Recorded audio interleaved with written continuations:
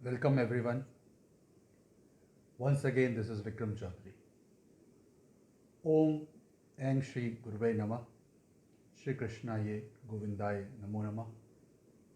जय श्री राधे कृष्ण। आज मैं महाभारत के एक एक्सट्रैक्ट पे बात करना चाहूँगा। वो एक्सट्रैक्ट है अर्जुन और जयद्रथ के बीच वो युद्ध, अभिमन्यु के वीर गति प्राप्त करने के बाद की।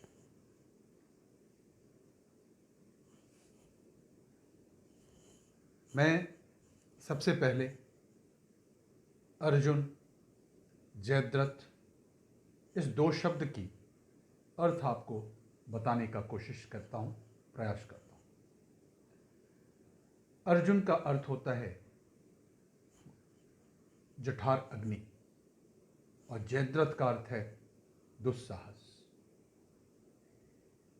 कई लोगों को अब ये लगता होगा कि इस अर्थ को इस शब्दों के साथ कैसे समझा जाए।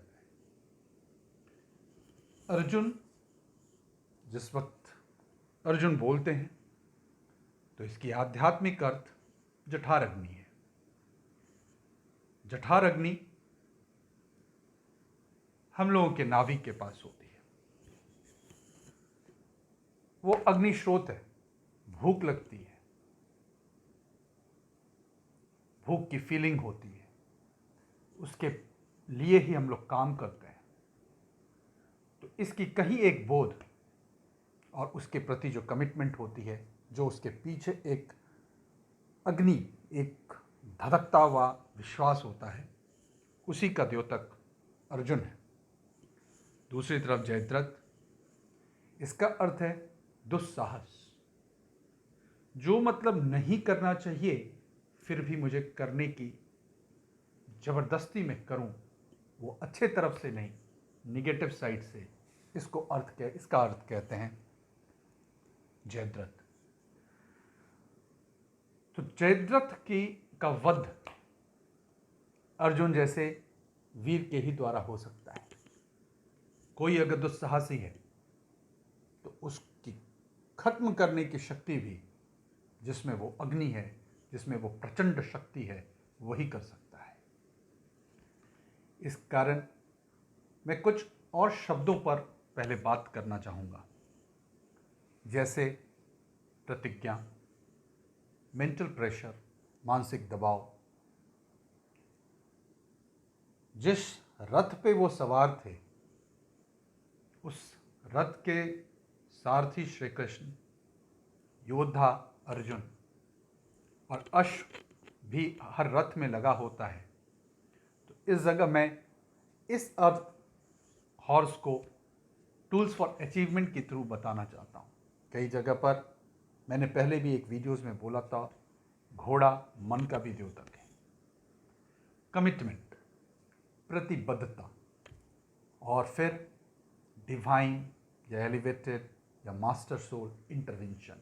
इंटरवेंशन का अर्थ है हस्तक्षेप।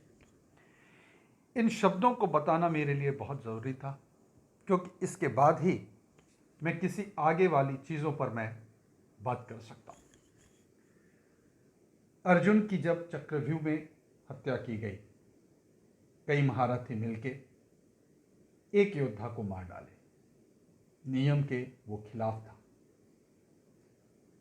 एक सर्टेन गाइडलाइंस होते हैं किसी काम को करने के लिए, लेकिन रूल्स ब्रोकन, नॉट कंसिडर्ड। और फिर एक वीर योद्धा, अभिमन्यु जैसे योद्धा को कई महारथी मिलके उन्होंने उनकी हत्या की। चक्रव्यूह के संरचना में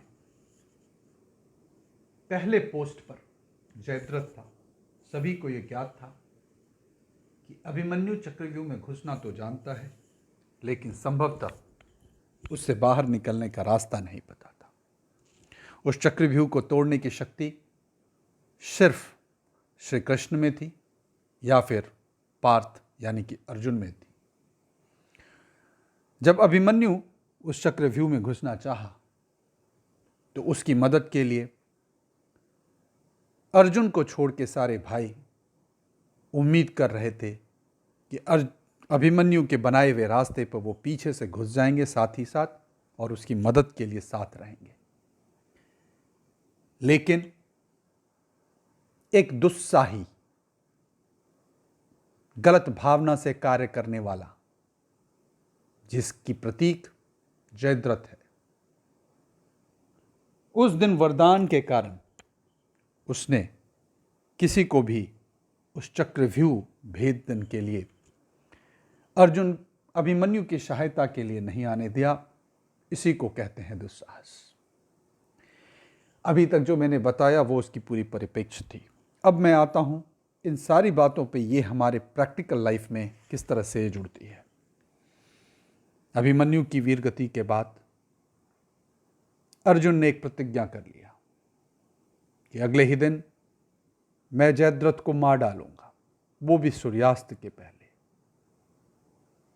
जैसे ही उसने प्रतिज्ञा की तो स्वाभाविक है मनुष्य के जीवन में एक दबाव आएगा। कोई कमिटमेंट किया, प्रतिबद्ध हो गए, प्रतिज्ञा ले लिया और उसको अचीव करने के लिए जो प्रेशर होती है, that is called as a mental pressure. इसी पर भगवान श्री कृष्ण अर्जुन को कहते हैं कि इतनी जल्दी जल्दी हर चीज में प्रतिज्ञा क्यों करते हो। यहां यह समझने की बात है कि हर चीजों में हम लोगों को किसी चीज में हेस्ट नहीं करनी चाहिए। आप जब कोई कमिटमेंट करते हैं तो नेचुरली आपको प्रेशर आता है। अब उसने, अर्जुन ने सूर्यास्त के पहले जयद्रथ को मारने का वचन या प्रतिज्ञा कर लिया, तो इसके लिए उसको कई योद्धाओं से लड़ते हुए जाना था। तो उसकी फोकस दो जगह चली गई और प्रेशर उस पर ऑटोमेटिक बिल्ड होता गया। वो ये सोचा कि सूर्य को वो देखता रहा तो युद्ध में जितनी वेग थी वो तो थी, लेकिन उससे प्रेशर उस सूर्यास्त के ऊपर था। तो यहाँ पर से डिवोशन चेंज होने की संभावना होती है। इसलिए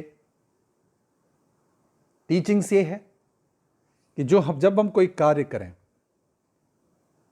तो हमारा फोकस कर्म पर ज़्यादा हो, रिजल्ट्स ऑटोमेटिक आ जाएंगे।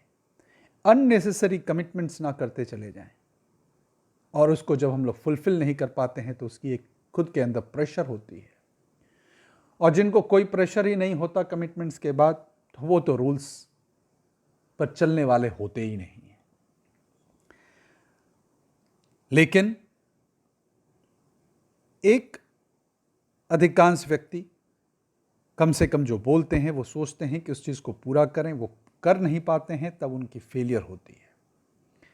लेकिन जब ऐसे प्रचंड वीर जब किसी की कमिटमेंट कर लेते हैं तो उसकी रक्षा करना एक डिवाइन पावर की काम हो जाती है, एक एलिवेटेड सोल का काम हो जाता है, या मास्टर सोल का काम होता है। इसका अर्थ, जिस तरह से अर्जुन की सहायता के लिए श्री कृष्ण, जो डिवाइन भी थे, एलिवेटेड भी थे और उसके मास्टर सोल भी थे। कॉमन लाइफ में, हम लोगों के कॉमन लाइफ में कोई एक मेंटोर जो हमसे ज़्यादा नॉलेज रखता हो, जिस एक्सपीरियंस अच्छी हो, उसे भी अपनी शक्ति का प्रयोग करना पड़ता है अपने उस प्रिय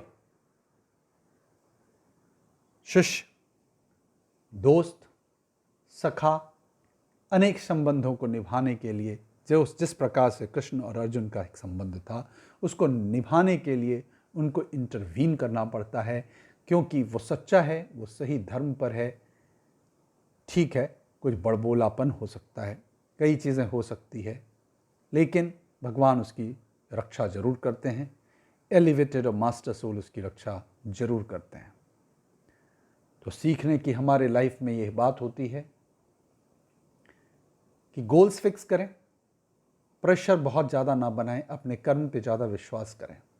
आप जब कर्म करते रहेंगे तो उसका जो आपने गोल्स बनाया है, आप कर्म करेंगे तो ऑटोमेटिक वहाँ पहुँच जाएंगे। ओवर कमिटमेंट ना करें, वो आपको प्रेशर में डालेगा। Horse, tools for achievement. जब रथ चलती है तो घोड़े बंधे होते हैं, बहुत आप चलाएंगे तो वो भी थक जाता है। तो जिस चीज़ों को आप यूज़ करते हैं कॉमन लाइफ में, जिन चीज़ों को आप जिस भी फील्ड में हो, एक स्टूडेंट हो, एक प्रोफेशनल हो, एक घर में हो, तो उसको थोड़ा आराम दें, उस मशीन को रिलैक्स करने दें, क्योंकि वही टूल्स आपको वहाँ तक लेके जाएगा। आपके ओवर कमिटमेंट करने से उस चीज़ों का बहुत ज़्यादा आप कोशिश करेंगे तो उसमें ह्रास आने की संभावना होगी। इन चीज़ों से बहुत ही सरल तरीके से अगर इन बातों को हम लोग अपने जीवन में रिफ्लेक्ट करके समझते चले जाएं तो आप देखेंगे कि पग पग पर छोटे छोटे स्टेप्स लेना बहुत इजी होता है, टारगेट्स को समझना बहुत इजी होता है और हम लोग की लाइफ बेटर और सिस्टमैटिक होती जाती है। आज की टॉपिक सिर्फ मैं अर्जुन और जयद्रथ से लिया था। आगे वाली टॉपिक्स पे और भी बहुत सारे टॉपिक्स होंगे। मैं छोटे छोटे ही वीडियोस बना रहा हूँ। वीडियोस मेरे पास लंबे वीडियोस भी हैं, 1 घंटे 2 घंटे के वीडियोस के। अगर आपके रिक्वेस्ट आएंगे तो डेफिनेटली मैं उसको भी अपलोड करूँगा, नहीं तो मैं एक शॉर्ट वीडियोस को अपलोड करते रहूँगा, जिससे कुछ छोटी छोटी बातों को हम समझ सकें, समझने के साथ उसकी प्रैक्टिस कर सकें और प्रैक्टिस करके उसको अपने जीवन में इम्प्लीमेंट करना शुरू करें। बहुत फ़र्क आएगी। यही फ़र्क हमारे जीवन को जीने का एक विधि होता है, एक बेटर पोजीशंस में लाते हैं। And who would not like to live a peaceful and a beautiful life even if there are struggles in the life. We should not worry with the struggles. We should not worry with the challenges. What we should work upon is karma, is dedication with commitment, surrenderance, and of course, love. That's the beauty of the life. If we know how to use these tools, believe me, our life would definitely change. Thank you for today. Wish you all the best. भगवान आपकी पर कृपा बनाए रखें।